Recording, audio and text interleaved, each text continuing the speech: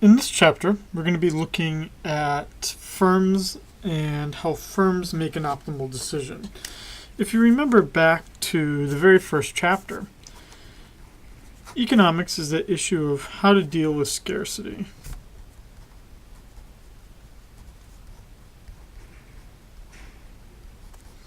To maximize either utility, if we're talking about the person, or profit if we're talking about the firm. Now, the definition of profit is the total revenue minus the total costs. And if that difference is a positive difference, that would be our profit. How firms earn their money.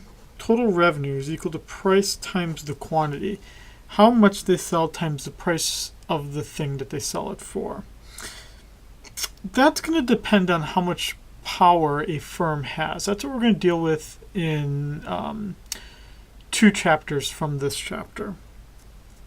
What we're focusing on in this chapter is just the cost side of the equation, and specifically how firms then minimize their costs and deal with their cost structure. So that's kind of that's the roadmap of where we're going. We're going to start here, and then we're going to deal with how consumers deal with the same issue. But then we're going to look at firms and look at how firms manage that total revenue and how they have pricing power and ability to set that price or lack that power. So what are we talking about here when we talk about firms and plants and industries? Well, what a plant is a plant is a specific part of a corporation or a business. It's the individual factory, it's the individual farm, mine, store, website, warehouse. It's the individual production unit within your business. And then when we're talking about that business, it exists as a firm. And that firm then contains one or more kinds of plants, right? It might have a factory and a warehouse. It might have a store and a website and a warehouse, right? There's many different kinds of plants that usually contribute to a single firm, and how well the firm manages those plants helps that firm control its costs. And then if we start to combine all the kinds of firms together, that's what creates for us an industry. Now, most firms are organized as corporations, and the reason for that, the prime reason, is limited liability. A firm is able to control its liability by the virtue of the fact that if it goes out of business, the owners are not legally responsible for the losses. The firm just declares bankruptcy and goes out of business. A corporation is legally a person. Now, there's 2 ways then to participate within this corporation. You can either own shares of that corporation, what we'd call stocks, or I can lend money directly to that corporation in the form of bonds. If the corporation goes out of business, declares bankruptcy, the bondholders have a right to any existing assets before the shareholders. Generally, shareholders lose all of their money, but you can't lose more than the money you invested. In other words, you can't be held legally responsible for the debts of that organization, despite the fact that it is out of money.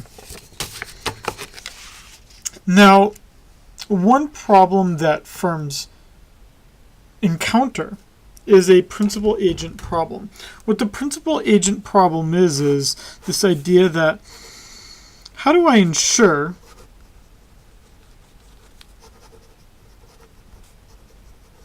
that my interests are represented by the day-to-day managers. So for instance, in a corporation, let's say that I buy shares of Hawaiian Airlines. Well, I don't work at Hawaiian Airlines, But the problem that I have is that I am a part owner of a corporation that I am not directly involved in. There's our issue, right? The principals here are the shareholders who have a very different interest potentially than the agents, those who work at the company and manage the company. What I could try to do is align their interests with each other, and the way that I would do that is by issuing the managers large holdings of the shares, right? And we can see that if you were to look at any corporation in terms of insider ownership, what they call it, usually the CEO owns like 13 million, 14 million shares, or a large amount of their compensation comes in the form of shares. There's a reason for that, because it removes at least some extent of this principal agent problem. Now, when we look at this kind of firm and how it operates, what we need to look at first are its economic costs. And the economic costs are taking into account two things. Economic costs include both explicit costs. That means anytime money changes hand, that's an explicit cost. An explicit cost for utilities, an explicit cost for company vans. Explicit costs can take many forms, but again, if there's money changing hands, it is an explicit cost. But then I also need to think about my implicit costs. What could I have used that resource for otherwise? So for instance, I can own a car, right, as a company. But is that the best way to use my resources, right? Might it be easier for me just to pay instead of spending $30,000 for a company car, maybe I should just reimburse employees their miles when they're doing company business, right? Or in the UH system, for instance, don't think we own any airplanes for faculty members or whatnot traveling to the mainland. It's cheaper just to reimburse employees when they have to travel on university business to the mainland, that they just reimburse their plane ticket. That's cheaper. Now, that's going to be different for different companies, right? Like some companies have company planes because for them it's cheaper and it's more convenient to just use that kind of thing. Their own airplane. The only way that becomes a it's not just extravagance for a company to have its own plane or its own cars, and it's not being wise with your resources necessarily for an organization to not own an airplane. What it just does is it requires us to look at our implicit costs, or what could we have done with that money otherwise. In the case of UH, there are better things for us to spend our money on than to buy an airplane to travel, take faculty to the mainland. The way that we see this differently accounted for then is that there's a difference between accounting profit and normal profit. What the accounting profit does is it only takes into account the explicit costs. And in the case of the explicit cost here, again, we're just talking about things where money is actually changing hands. It's the economic profit where I'm also taking into account the implicit costs. So I take my accounting profit from here. I mean, another way of thinking of economic profit is total revenue minus minus explicit costs minus implicit costs. Or I could just subtract the implicit costs from the accounting profit. Either way, the economic profit is taking into account the opportunity costs. And that's what we see right here. Total revenue minus explicit costs minus implicit cost, all that together is the economic profit. This, as opposed to that. This does not take into account opportunity costs, and this does. So that's at least how we're going to start to add things up here. And as you can see here, just with this kind of simple bar graph, you see that the threshold for economic profit is higher because we are taking into account those implicit costs, whereas accounting profit is a bit narrower. And what we're going to be doing then here is we're going to start to differentiate the short run from the long run. How long is the long run? How short is the short run? Well, it can change. It can change based on any number of variables. But the most important thing to remember is that how short the short run is that that's the time period where there are some things that I cannot change. Some things are fixed. What makes the long run wrong is that everything can change. And because everything can change, firms can enter and exit that industry. So let me give you an example of this difference. At UH, I am part of a union, and that union has a contract with the UH system and the state. That union contract, if I remember correctly, has been the same one that's been in effect since, I want to say 2011, 2010, and it's expiring next year. That means that that's been a 7-year time period where the employees were, at least you couldn't go less than a certain amount, the employees that were there, right, the faculty members that were there. So that was a fixed quantity, right? UH could just say, you know what, we're going to get out of the education business. We're going to do something else. And they could then, at the end of this union contract, get out of the business, right? Or they can own buildings that they have leases on for a certain amount of time.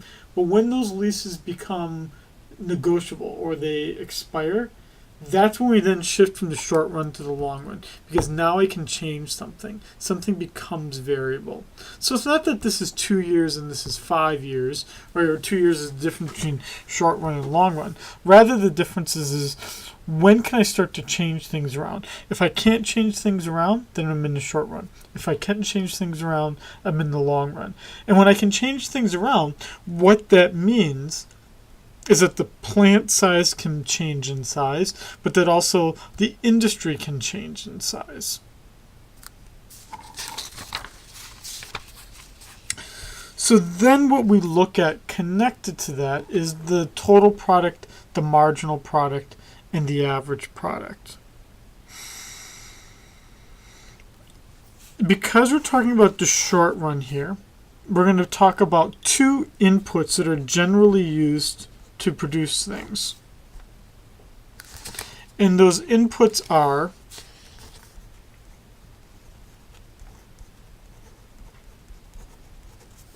labor and capital. And if those are the inputs, then in the short run we're saying is that one of these is going to be fixed in quantity. And that the output then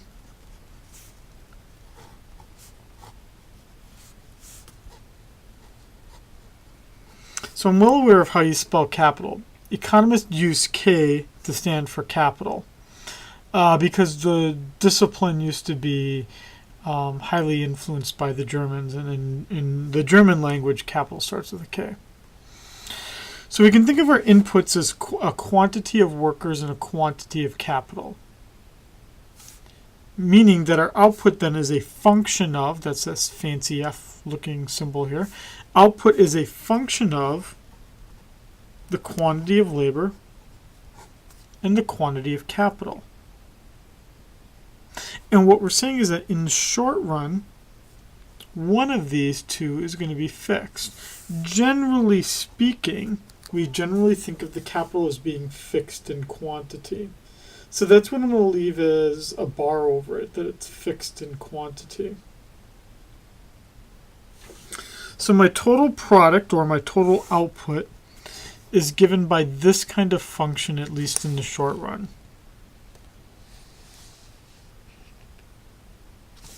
I'm just trying to get rid of that. then, if this is the only thing that can change, my workers, then the question becomes one of, okay, changing the workers by a certain number of units, how much does that change the output by? Remember, I can't change K because my capital is fixed in the short run. Well, what that leads us to is the marginal product. If I change my labor input by, let's say, 1 unit, how much does that change my output by? That measurement will be called my marginal product. Or in other words, again, how much does total output change by when I change my labor inputs by 1 unit. You could make that like 1 worker, 1 hour. We don't have to say exactly what that unit is. You would obviously say what it is based on what you're interested in, right? That you would say how much does an extra hour of work deliver in terms of output. But there's nothing that says this has to be hour of labor. This could also be a worker every 10 workers, whatever you want it to be. And then for my average product, here I'm just saying about how many workers does it take to produce my total then output. So I'm just dividing the two by each other.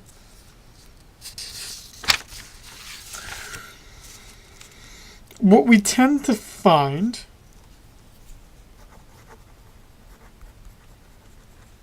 in the short run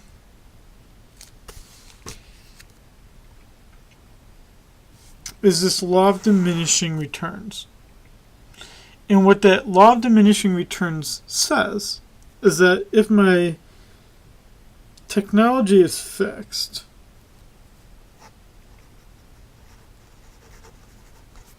and my other inputs are fixed as well,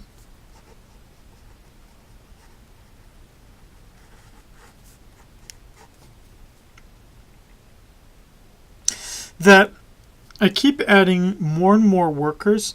At some point, those workers are going to become less and less productive.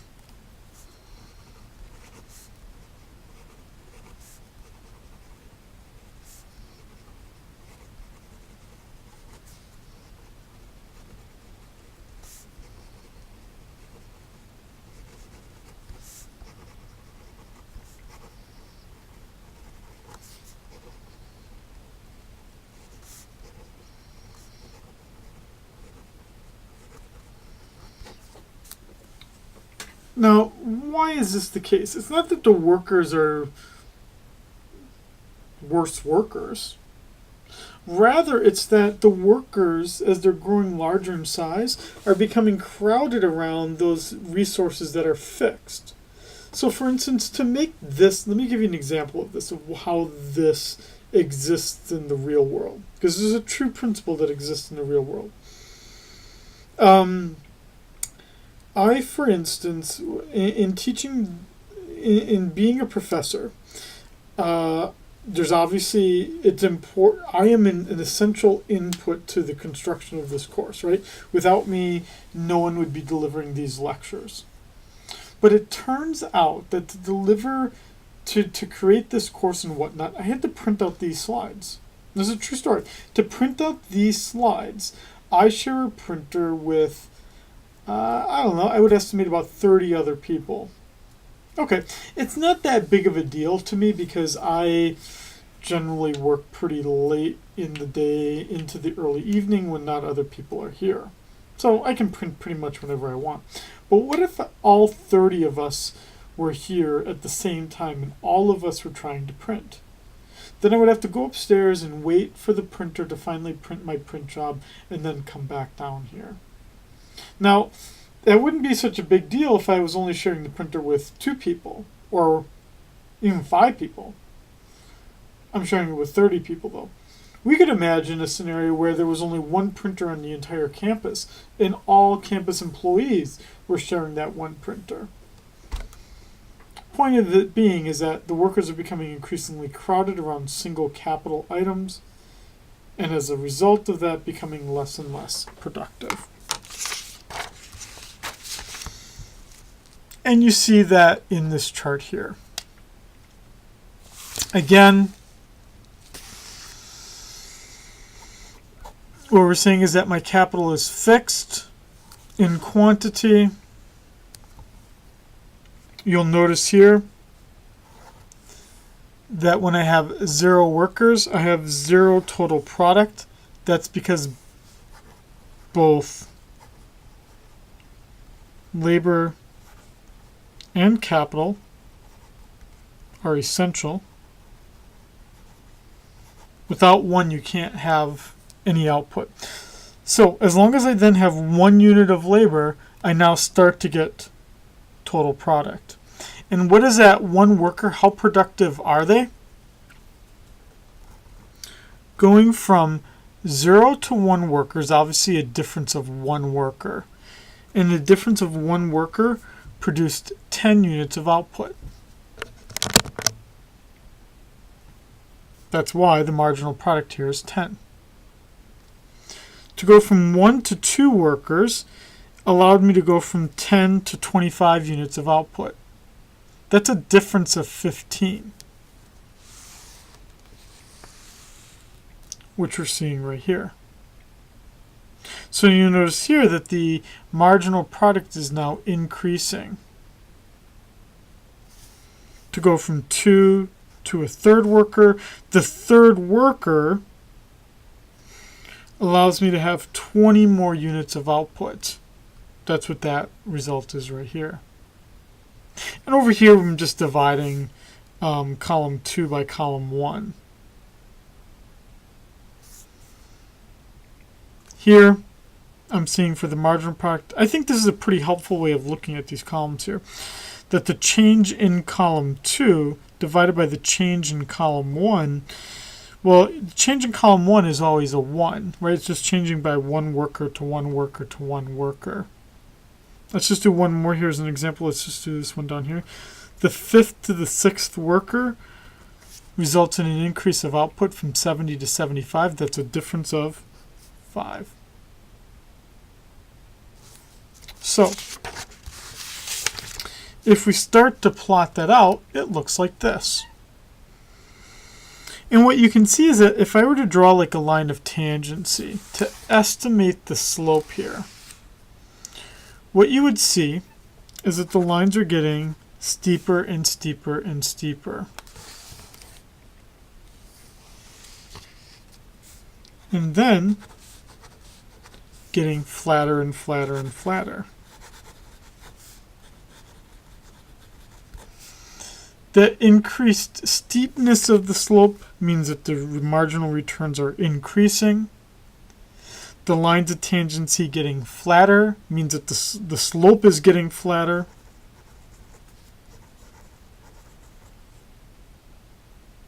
That as the slope is getting flatter, that means I have diminishing returns. And then here,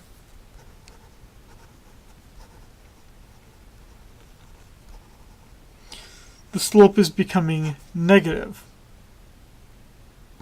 So now there's a clear difference here, and I want everyone to be aware of this, of the difference between this and this. Here, the slope is positive, but getting smaller in magnitude.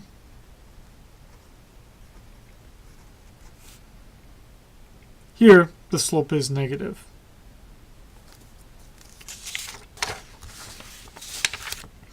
If we think about then how these costs exist in the short run, what they all look like, is that there's 2 categories of costs that contribute to the total cost. First, there are fixed costs. These fixed costs never change. They would be things like your building.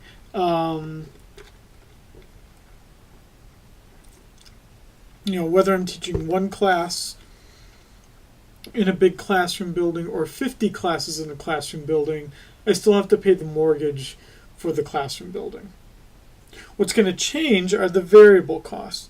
If I only have to give if I'm only teaching 1 class, only one classroom is being used, then what that means is that I only have to provide lighting in one classroom, right? So my utility cost will be less than if I've got 50 classes all going. All 50 classrooms are going to need electricity. Total cost represent the summation of those two, my total fixed costs and my total variable costs. This again being a fixed number, this being a number that changes based with my output levels.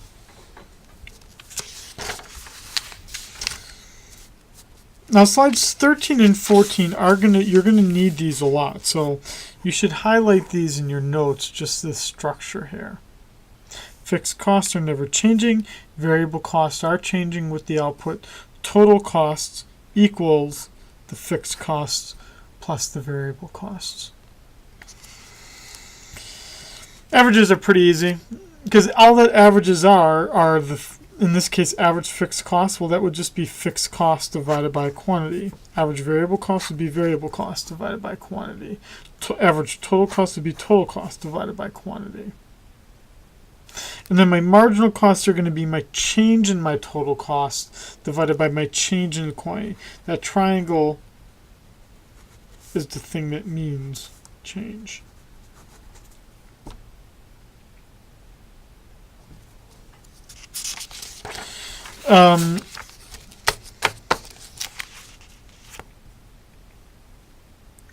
Now, when we look at this in terms of this kind of table here, this is going to look daunting.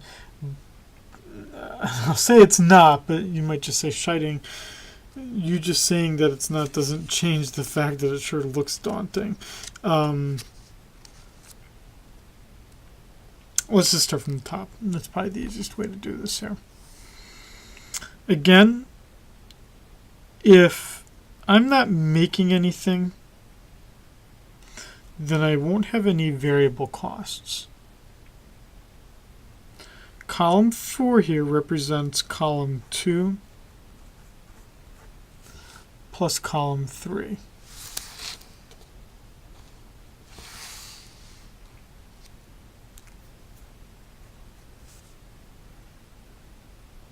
What's happening here is that as I now start to produce a positive number for the output, let's say 1, that I look at this here, right? This is never changing because fixed costs just don't change.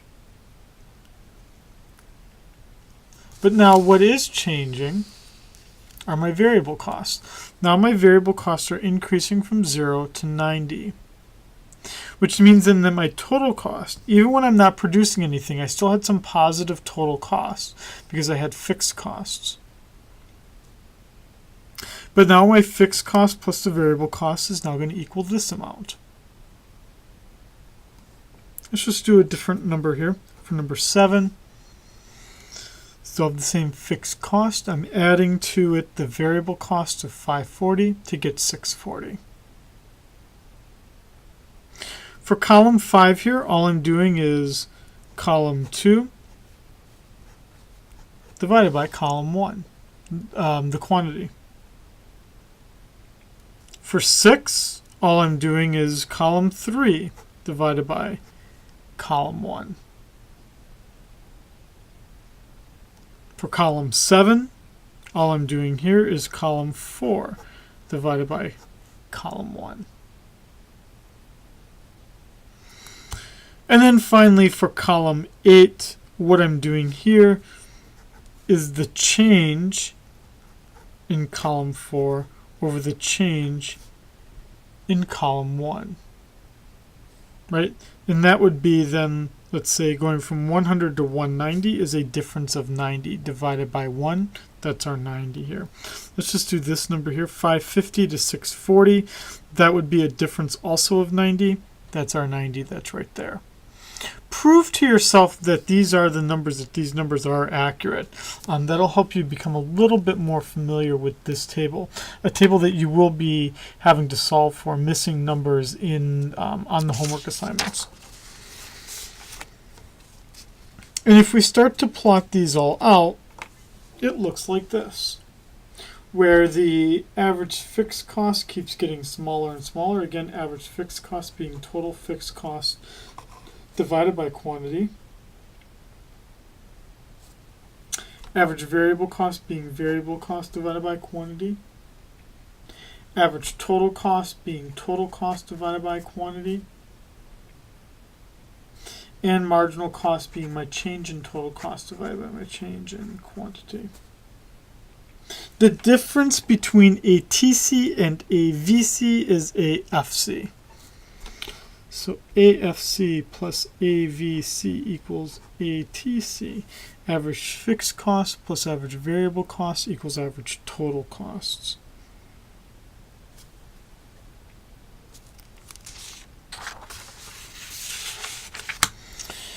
Now, this slide here and the slides going forward now represent my change from the short run to the long run. What makes, again, the long run is this idea that some of my costs change based on the fact that I can change how many of them I have. So in the long run, I can change my plant size. I can completely eliminate all my plants and just outsource everything. Everything is variable. And my average total cost curve in the long run then is going to be different than a short run average total cost curve. Because in the short run, there are some things that are fixed. In the long run, everything is variable. Everything can change. And the way that we see this then is, for instance, on the slide here, what we're doing is we're showing what all of the average total cost curves look like in the short run. And it looks like different because this would be saying, I don't know, let's say if I had 3 plants, that's what my average total cost curve would look like this.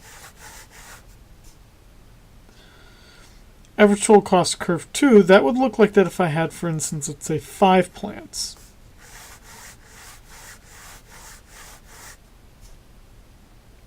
Average total cost curve 3, that's what it would look like, let's say, if I had 6 plants. And so on and so forth. But what we're saying is that in the long run, all of these are possibilities. I can increase my plant size to 6, decrease it to 3, change all of it, such that my long run curve is just a curve that kind of envelopes or encompasses all of the short run average cost curve possibilities. And that's exactly what I think we see,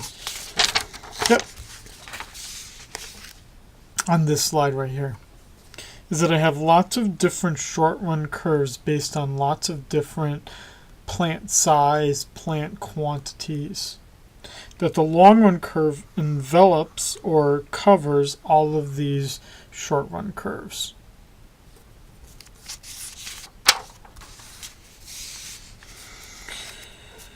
What we then see is a difference then between the economies of scale and the diseconomies of scale. Economies of scale and diseconomies of scale basically refer to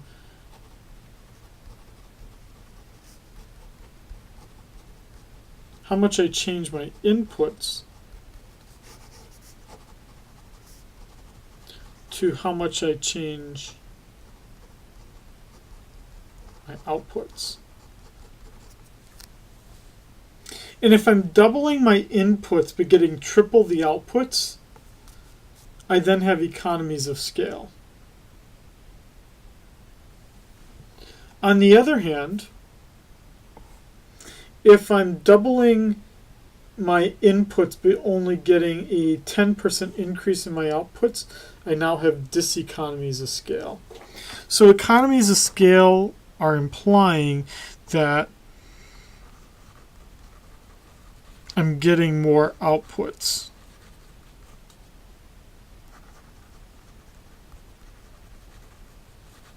than the inputs are being increased. For diseconomies of scale, what we're saying here is that I get fewer outputs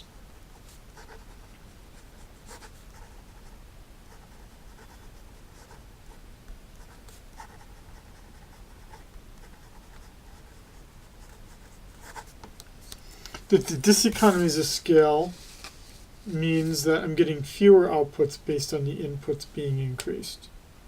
Again, the example I said here was that I would have economies of scale if I doubled my inputs but got triple the outputs. I'm getting more outputs than I'm getting in terms of inputs. The diseconomies of scale, again, are I double my inputs but I only get a 15% increase in my outputs. I'm then putting in more outputs, which means my costs are going up a great deal. Why do we see economies of scale? Well, it turns out that we can see economies of scale if your workers, by becoming more specialized, are more productive, that managers are better at operating their capital, managing their workers, that the capital might be more efficient at a certain scale, right? That the printer right now, I would imagine, is not being used at this moment right now. Well, right, maybe we would actually it'd be a better used printer if there was a I don't know, if we could find some way to have it used all the time without people waiting. I'm sure there's some magic number of employees to printer ratio that would make sure the printer is always used just enough so that it's always being used, but no one ever has to wait. Constant returns to scale, well, that's just saying if I double the inputs, I get double the outputs. Or if I triple the inputs, I get triple the outputs. The input investment is the same as the output investment, or what I get out of it. Why do we see diseconomies of scale? Well, we see diseconomies of scale because maybe the workers have trouble talking to each other. There's nothing that's coordinating their work activities with each other.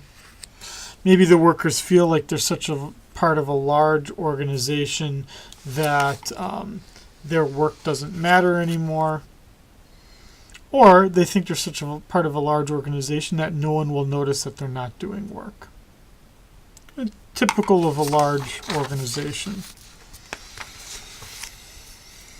But there's a magic number that we're typically looking for. And that magic number that we're typically looking for is the minimum efficient scale.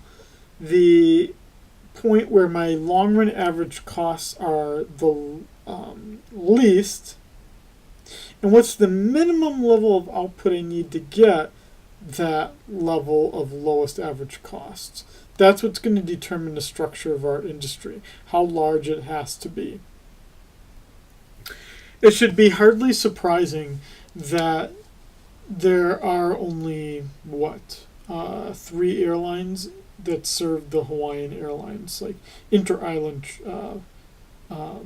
travel, right? Hawaiian Airlines, Island Air, and was it Mokulele Airlines?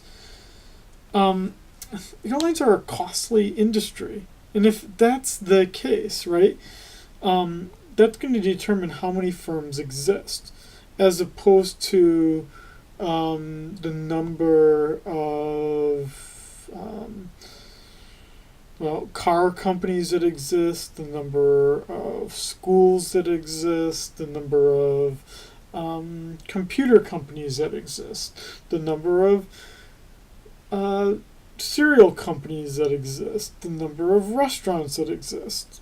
That cost structure determines how many firms exist. I'm looking for my minimum efficient scale, though. What level of output generates my lowest cost? We put all these slides together, and then for that long run average total cost curve, we've got the economies of scale, the part where the costs are decreasing. We have the diseconomies of scale, the part where the average total costs are increasing. The constant returns to scale, where I've got that the costs are neither increasing or decreasing. And then I've got my minimum efficient scale. That point right there. The point where I transition from economies of scale, but right before I get to diseconomies of scale, where my output, I achieve the lowest average total costs the amount of output necessary to generate that, that's going to be my minimum efficient scale, or MES.